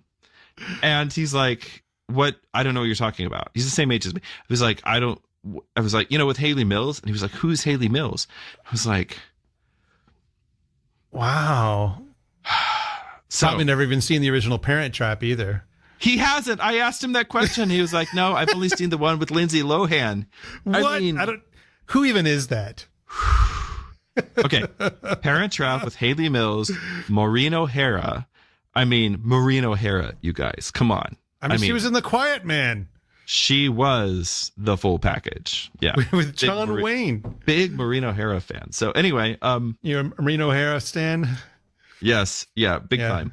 But other great Haley Mills movies, The Trouble with Angels, In Search of the Castaways, lots of great films from just like that time where Disney was just like solidly knocking it out of the park. Making nice, good movies. Making nice movies. Yeah. Making nice movies. Now I feel like an old man. Yeah, I realized I just sounded. Those movies were old when those movies were old when I saw them. Yes, but that's that's because of the world that I grew up in. Like that was just what we watched. That's what there was. Yes, if it's old, that means it's okay. Yeah. It's just like uncritically, if it's old, it's fine. See, and that's the basis for this whole podcast. We're just reading old stories. They're obviously all fine. That's basic. Yeah. So anyway, I love. So which of the women in this story would Haley Mills? See, I don't think, okay. Maureen O'Hara. Maureen O'Hara. is I think different. I would cast Maureen O'Hara as Grimhild. I think she could play a mean Grimhild. I think she has the gravitas. She has the gravitas. She could play a great Brynhild as well. But yeah, you're totally right. No. Yes, she would definitely hold on. Grimhild, played by Katharine Hepburn, obviously. Okay. From Africa Queen or The Light in Winter, like old, scary. Although I do Katharine still think Hepburn. Meryl Streep. Who was the other one that I said at the beginning? I don't remember now. Anyway, yeah. All right, so Barbra Streisand. Barbra Streisand. That's the dark horse casting pick. Sure. Yeah. See, we can have the Streisand effect on our own podcast. We're going to get millions of views on this episode now just because we mentioned Barbra Streisand. Millions of views. Oh, man. Oh. All right, so Sigurd, in the likeness of Gunnar, mounts and rides, Graham in his hand and golden spurs on his heels. Is it my turn to read? Is it your turn to read? I don't know. I'm going to read. No, it's fine. Then leapt Grani into the fire when he felt the spurs, and a mighty roar rose up as the fire burnt ever madder, and the earth trembled, and the flames went up even into the heavens, nor had any dared to ride as he rode, even as it were through a deep murk. But now the fire sank withal, and he leapt from his horse and went into the hall, even as the song says. And then it quotes from the Codex Regius. The flames fared at its maddest, earth's fields fell a-quaking, as the red flame aloft licked the lowest of heaven. Few had been fain of the rulers of folk to ride through that flame or athwart it to tread. Then Sigurd smote Grani with sword, and the flame was slaked before the king. Low lay the flames, but with the fane of fame, bright gleamed the array that Regan erst owned. Now when Sigurd had passed through the fire, he came into a certain fair dwelling, and therein sat Brynhild. And she asked, "What man is it?" Then he named himself Gunnar, son of Gjuking, and said, "Thou art awarded to me as my wife by the," I don't know why he's Scottish, "by the goodwill and word of thy father and thy foster father, and I have ridden through the flame of thy fire according to that which thou hast set forth."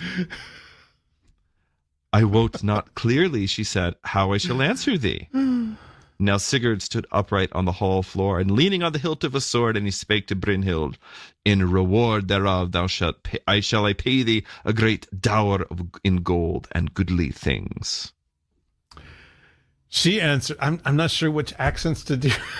Yes, I don't. Sometimes the RPG, like the RPG game master in me, like runs away with things, and yeah, I hear you. You don't have to do accent. She answered in heavy mood from her seat, whereas she sat like unto swan on billow. Oh, that's a great image. Having a sword in her hand and a helm on her head, and being clad in a byrnie. "O Gunnar," she says, "speak not to me of such things, unless thou be the first and best of all men. For then shall thou slay those my wooers, if thou hast heart thereto. I have been in battles with the king of the Greeks, and weapons were stained with red blood, and for such things still I yearn." We have all yearned for, bloodstains. He answered, "Yeah, I don't think I can. I don't think I'm going to try to. Don't do it. Don't do it. Yeah, just because it just comes off. It always just comes off. Sorry, Gimli or whatever. Because all dwarves are Scottish, as we all know. I don't know. Yes. He answered, "You have to do this. You have to do this. I mean, they're Scandinavian, so you should just do it with like the Swedish chef from the Muppets. Is what you should." "Yea, certes, many good great deeds hast thou done."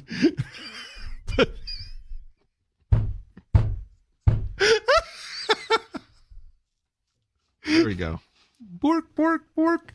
That's a wrap, people. Thank you for that.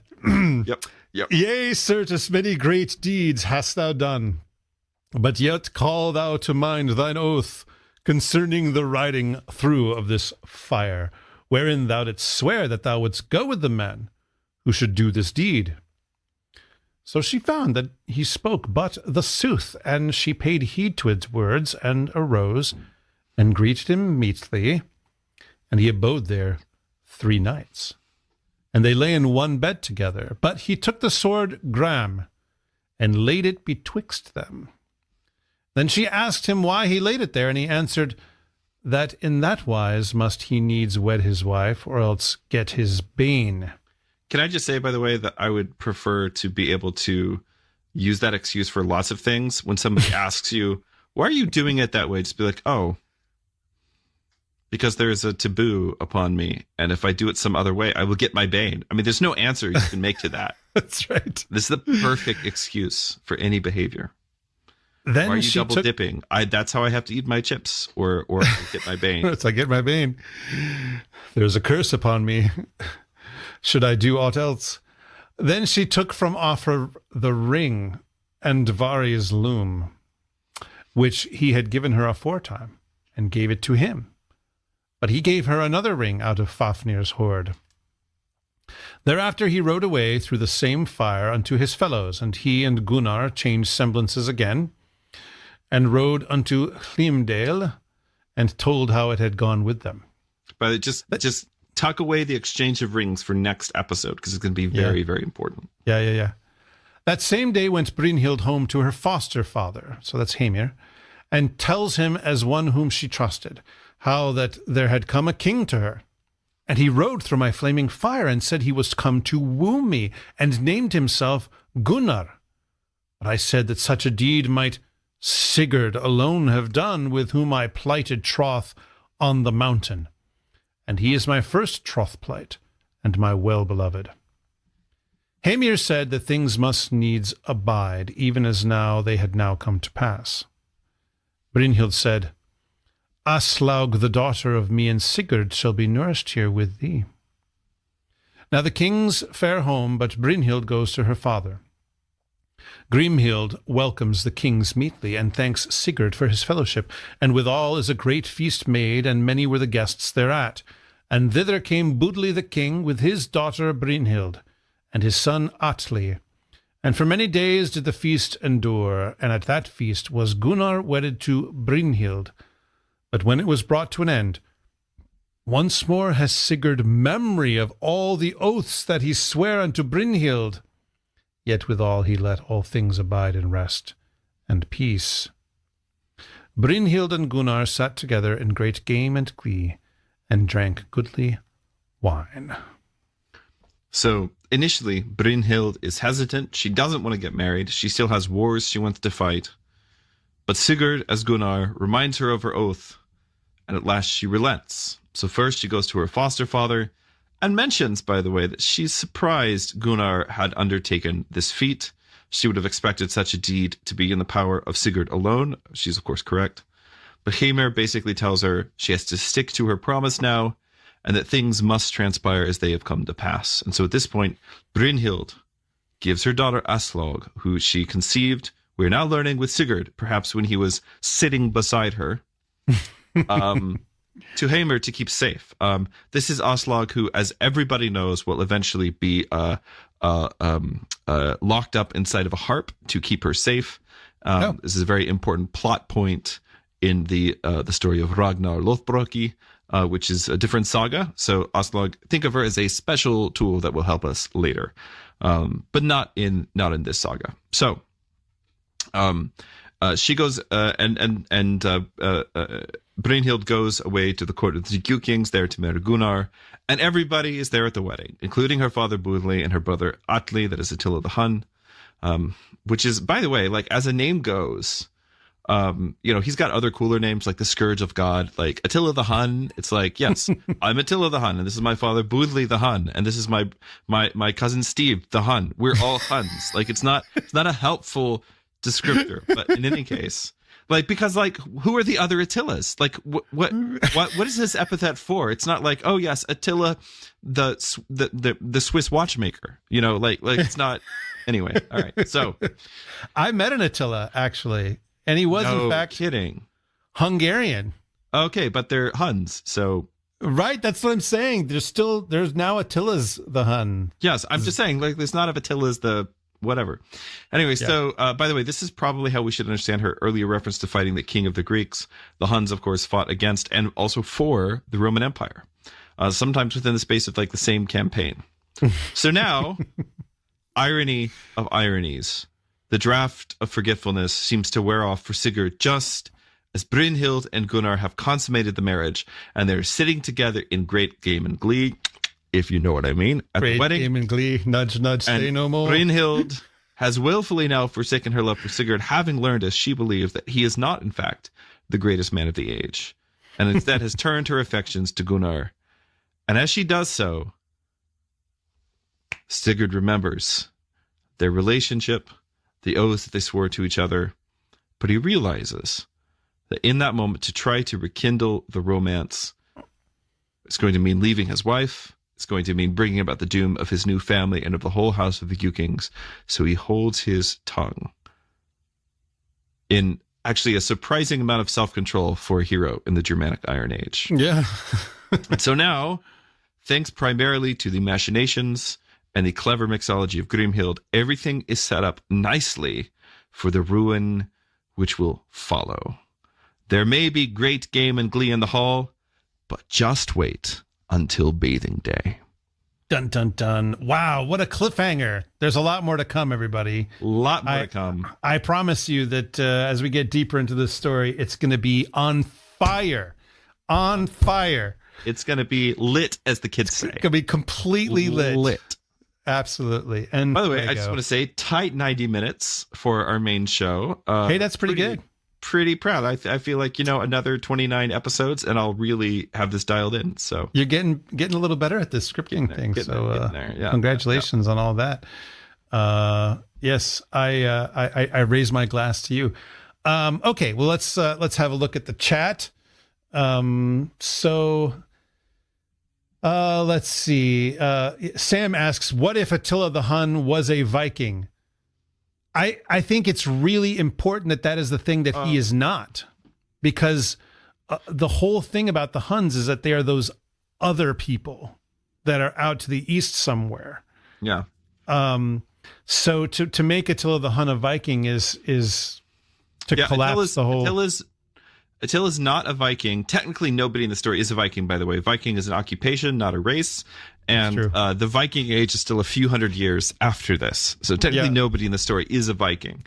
The story is being told by Vikings about their ancestors. Attila is not a Viking. He is the enemy that comes up out of the east that basically scars, the Northwestern European ancestral memory to the point that, much later on when the British are going to fight on the continent, what do they call the Germans? Ironically, they call them the Huns.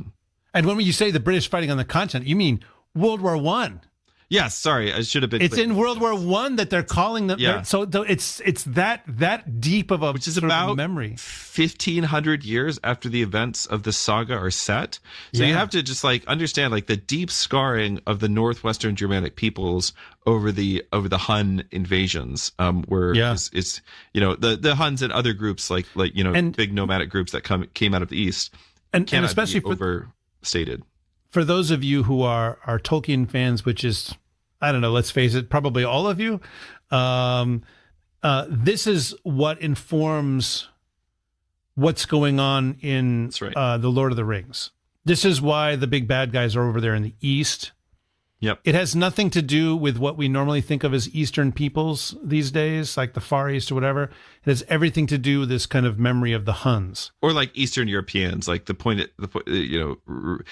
Mordor isn't Russia as some people sort of thought it was maybe meant to be because of the time that the book was published. Yeah. So we got a pair of comments from Northern Swordsman. He says, what do we do with universal histories that paint Christianity in a way that was appealing at the time, but isn't anymore? I'm thinking of the Heimskringla, which describes a more forceful conversion. And he goes on, he says, a more forceful conversion of the pagans than some suggest. This can be a stumbling block to people for Christianity. Do we throw out our story, keep it fully, or change it? What do you think about that? Violence there. So what he's referring to is it's a work of sort of blends. The Heimskringla comes from the first two words of the manuscript, which mean the circle of the world. So it is a combination. It's a universal history through the lives of the Old Norse kings. It is, of course, written by Snorri Sturluson, who we have talked about previously on this podcast. And it is basically, it's a bunch of individual king sagas kind of framed in the larger history of the northern world. And, of course, including people like Harald Fairhair and, of course, St. Olaf. So, obviously there are a lot of the war, the conversion of Norway in particular did take a particularly, violent turn at one particular point where you had pagan kings fighting against Christian kings. I would say, though, honestly, that this is kind of the way it was everywhere. And this wouldn't have seemed problematic to the audience at the time. We'll probably actually look at that saga in some more detail down the road, because I think it'd probably be pretty fun for people. But this wouldn't have seemed problematic to the people at the time, basically because everybody on both sides agreed that fighting was the way you were going to settle this. I mean, these are warrior cultures. For us today, I would say that you need to look at something like this in a very kind of similar way to the way that we understand, the conquest of the Promised Land by Joshua and the children of Israel, with the exception, of course, that they didn't completely destroy the society, that the society ultimately converted to Christianity. So there's more that could be said about this, but I think that I don't think anybody will be surprised for me to say that we don't throw out our story. We keep what we have. We can talk about it. Just because this is the story doesn't mean we have to endorse every single thing that was done in the name of Christ historically. Obviously, there's a lot of other things that, as an Orthodox Christian, like the Crusades, I would have a lot of problems with. Especially since many of the Crusades resulted in the, killing, rape, murder, etc. of a lot of Orthodox Christians as well. So that being said, don't throw the story out. Just talk about it. Yeah, I think it's also important to realize that the way that we think of religion here in the 21st century, especially here in pluralistic America, we think of it as a personal choice that you make. Yeah. Like, I decided to become this. I'm this now, or whatever. Prior to the modern age, very few people thought in those terms, especially when you're talking about whole communities. The idea that everyone would be of the same religion as the king was absolutely the norm throughout most of history, no matter where you were in the world. And so, how do kings do their business? And I mean, one of the ways that they do their business is with war. And while, of course, Christianity is indeed a religion of the Prince of Peace, not everybody is really there yet. Like the idea, like for instance, the idea that you shouldn't just go get more territory because you want it and you have the army to do it is a profoundly biblical Christian idea. But it took a long time in the history of the world for that to really set in. Another thing that took a long time for it to set in was, for instance, the idea that owning another human is bad. Or even like that women are fully human, that children are fully human. All these things are right there in Scripture, right there in the Christian tradition, but it takes a long time for the world to kind of accept that as the norm. And all those things now are basically accepted by almost the whole world as the norm, even by non-Christian countries. Yep. Like even countries like China and Japan try to tell the world that they respect human rights. Human rights is a Christian idea. The idea that every human is worthy and should not just simply be killed, or whatever, because they're inconvenient to the ruler. So I think that that's another important way to try to understand what's going on with these stories. And that doesn't mean we need to imitate every single thing that our forebears did. And we don't need to throw away their stories either. Yep. And the way that the church fathers, when they're processing some of these kinds of things, without denying what we would think of as the historical reality of those stories, they also, when they're applying them to people that they're perhaps preaching to, the way that they apply them is they will talk especially about, for instance, spiritual warfare and this kind of stuff. Yep. And so So yeah, we don't need to throw away the story. I think the only reason why someone could say Christianity is bad because some people practice conversion by the sword is if anyone today was saying, yeah, let's do that again. Let's do more conversion by no one's saying that. I mean, maybe some people are. Some people on Twitter, probably. Yeah, absolutely. There's always someone on Twitter. But that's the only reason why that's a problem, is if someone's actually talking about practicing that now. So great question. Yep. Savannah asks, it's good to wrestle, and I think this is one for you because I don't know the answer to this. Savannah asks, is there a connection with this story to the story of Finn? Is that Finn McCool? I'm not sure how to pronounce it. McCool. Yeah, Finn McCool? Okay. No, the story of roasting the dragon heart and such sounds a lot like the story of Finn with the salmon of knowledge. I mean, I do love a good salmon of knowledge. I will tell you the story of Finn. In our family, we have many secret special stories about Finn McCool. So I will share some of those with you all one of these days. The short answer is not related in the sense of the two stories did not inspire one another. However, obviously Finn is the great Celtic hero, or at least one of them, in the same way that Sigurd is the great Scandinavian hero. So they're similar in that sense, and they're also similar in the way that they were both, basically there's the Indo-European basic social unit, up until, in most cases, Christianization was basically the war band. And Finn and called the Fianna in Old Irish, but Finn and Sigurd are both basically war band leaders. So they have a lot of similarities. They're both heroes in the Indo-European sense, etc. But they're not. One didn't inspire the other. I don't think so.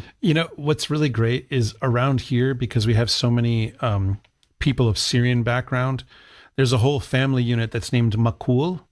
Now, it's a form of Michael, but the way that a number of them anglicized it, capital M, lowercase c, capital C, O-O-L. And so you can see Makuls like in the Syrian cemetery, and they're not Irish. That is really and they're not confusing. Yeah, that's right. Wow. Yeah. It's, I don't know. I sort of love that. So Joe, LL0419. Is that 419? Is that your area code? If so, I know exactly where you live. He lets us know drip. So talking about the Gen Z slang, drip is related to style, while Riz is more charisma. They're similar but different. Right. I mean, I can see where Riz comes from the word charisma, but I do not understand what drip has to do. Because you have so much gold and jewels is sort of just dripping off of you. I don't know that that's really that's just the that's what comes to you. That's your best explanation. Yeah. Yeah. Sam Cook says he has a recipe, a Glenmorangie 14-year-old Quinta Ruba. No particular reason besides that it tastes good, but if you have too much, you'll end up going to sleep and losing memory. Okay, but that's not a cocktail recipe, Sam. You're just describing drinking. Yeah. So it's got to count as the Grimhild. You need to come up with a cocktail recipe, and I want good symbolic ingredients. So best effort, guys. We can crack this. Okay. All right. So Super Vanilla Coke lets us know. He says I assume it's a he. I don't know. Maybe she. I've never seen Pollyanna, born in 1985. I mean, you're older than Deacon Seraphim, Super Vanilla Coke. Got no excuse. Yeah. I mean, yeah. And Simon, our producer, says he's not seen Pollyanna, but yes to the original Parent Trap. All right. Well, there we go. Yeah. And Super Vanilla Coke goes on to say that the Swedish chef is the original Aura farmer. I don't think that could possibly be true. How can it not be true? He's effortlessly cool looking. I mean, Tullerman says he went to school with an Attila. He's now known as the dreaded greatest male feminist of Sweden. That's not a joke or exaggeration. Several big Swedish YouTube channels have said so.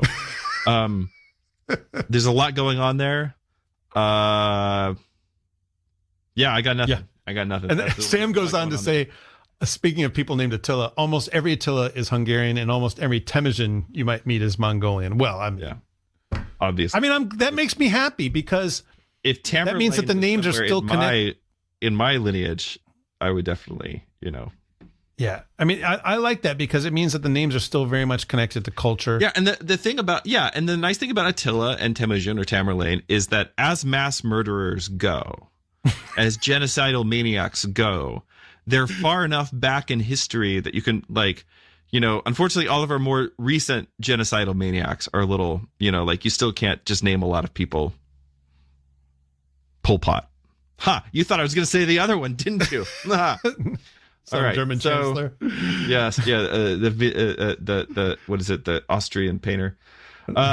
Exactly. Yeah. Exactly. St. Bart's acolyte asks, what I'm hearing is anyone can become a Viking. You're correct, sir. Viking is an occupation. If you Vike, yes, you can go a Viking for sure. I mean, I went to seminary with a guy probably who's as good an occupation as any at this point in this job market. So I went to seminary with a guy who's from Denmark.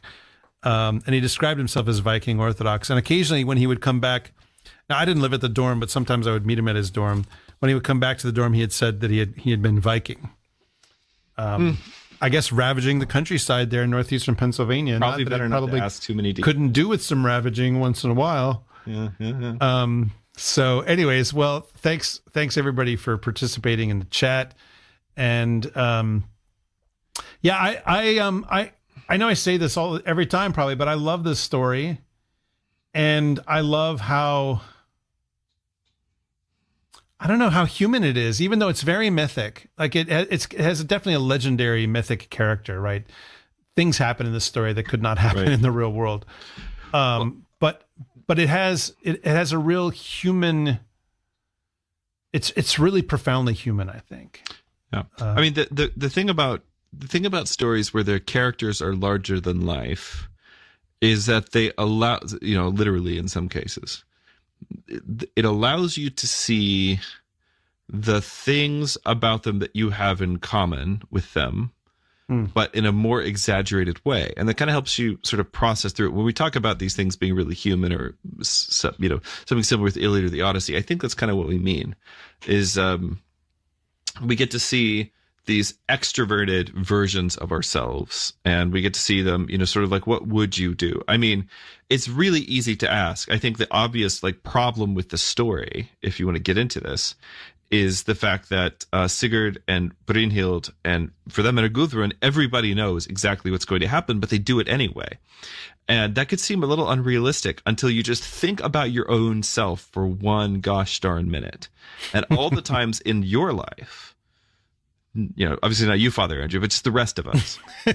All the times in our lives that we have known exactly how something was going to go wrong, and we just did it anyway. Because our passions ran away with us, because we just didn't really care, because we'd still rather have that short-term benefit or whatever than those long-term consequences. Those are future deacons' problems, right? Just like that way of we do this all the time, you guys. We do this all the time. Well, and I think especially if you think about this, it's interesting. You could think of this as Brynhild's story. You could definitely think of this as Gudrun's story. You could definitely think of this as Sigurd's story. And in some ways, this is Grimhild's story as well. Like, it's interesting. Each one of them can be the point of view character, and it sort of works, which is, I think, part of the brilliance of this tale.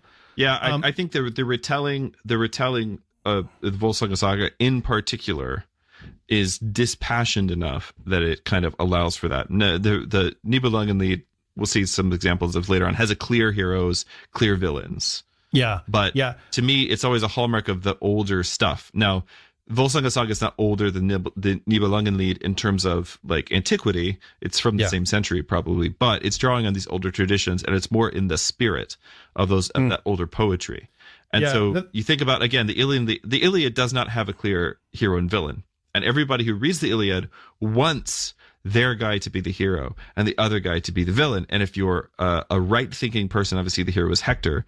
And I knew you were going to say that. Yeah, but in all seriousness, like the Iliad and the Odyssey don't have clear heroes, and the Odyssey, I guess, but the Iliad doesn't have a clear hero or villain. It's a story of war. It's a story of conflict. It's a story of again, the most human problems, desires, passions, anger, lust, hunger, like all these things extrapolated, on the biggest possible stage. And it's the same kind of thing you get in the story, which I think is why I love it so much. One thing that really strikes me, though, about this, and this is what it seems to me, is that if I accept the point of view of Sigurd, and I think about all the things that he does, all the choices he makes, like it's hard for me to see at any point, any choice that he makes the wrong choice. Right. What else would you have done? Yeah. What else? Go not be a hero, or what? I mean, even it's interesting, even his wooing of Brynhild on behalf of Gunnar, right? Obviously there's some sketchy stuff going on there on some level. Of course, it's an interesting question. What is this sword that lies between them?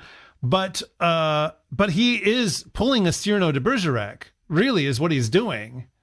He's going and getting her for his sort of oath brother. Right. So, and I mean, that's him participating in a deception, but again, it's a deception for his friend, so even that, but yeah, I think that if I had to pick one person, at least in the story so far, and I think, having read the rest of it, it's Gudrun, right? Yeah, obviously. I agree. Yeah. But I don't know, friend of the show, Sigurd Fafnir'sbane. Yeah. The man, the myth, the legend. So yeah. Well, we do, like I said, we do have a cliffhanger. We'll continue next time. And of course, it's going to be, as you say, it's going to be lit. So why don't you tell the kids once again about your big new project that they're all going to super duper love? That's right. So if you're just tuning in, we mentioned at the beginning of this podcast, we have a new project coming out from Ancient Faith called The Great Rood Screen. This is a podcast in which I'm going to be taking you through the history of the Orthodox Catholic faith in the British Isles, beginning with the Celtic Age of Saints, all the way up through the Great Schism. I'm really excited about this. This is a project I teased a few years ago, and then timing just didn't allow me to work on it. But now, thanks to the support of viewers like yourself, I am working hard to make this happen. The first, I want to say 4 or 5 episodes have already been recorded and are in production. So it's not just we're going to do this. We are doing it. It's been done and it's going to be coming. So if you want to follow that project, which is going to be a lot of me just talking and reading poetry to you, and then also we're going to be bringing in other Orthodox clergy and scholars who know a lot more about this stuff than I do. If you want to tune into that, you can listen on Ancient Faith via the app. You can find it wherever you get your podcast. And there's also a YouTube channel called The Great Rood Screen. And I would request you to kindly do the needful. Go like, subscribe, click the bell, and we should be having our first episode coming out very soon. Yeah, I'm very, very excited. And when you say we, what you mean is you and then the support staff who are doing nice things. That's right. Making sure that all happens. Father Andrew doesn't even have to lift a finger to make the podcast go. Like, it's amazing. That's so great. Yeah. I mean, what will be another podcast between friends? Yeah, that's right. That's right. So, well, thanks everybody for joining us for another episode of... Nope, not going to do it. Hashtag Hoary Northern Winter. The tragedy is deepening. The oaths are about to break, and we haven't even gotten to the real bloodshed yet. If you want to follow Sigurd all the way to the end and beyond, please like, subscribe, share, and review. You can find us on YouTube, Spotify, Apple Podcast, or wherever you get your podcasts. And here, if you are watching it on the tube of you, make sure you click that little bell so that you get notified every time we release a new episode, and share it with all of your friends. Until next time, fare you well wherever you fare. And if a wise wife offers you a horn at a feast, you know what? Just go ahead and drink it. It'll be fine. This has been a listener and viewer supported presentation of Ancient Faith Radio.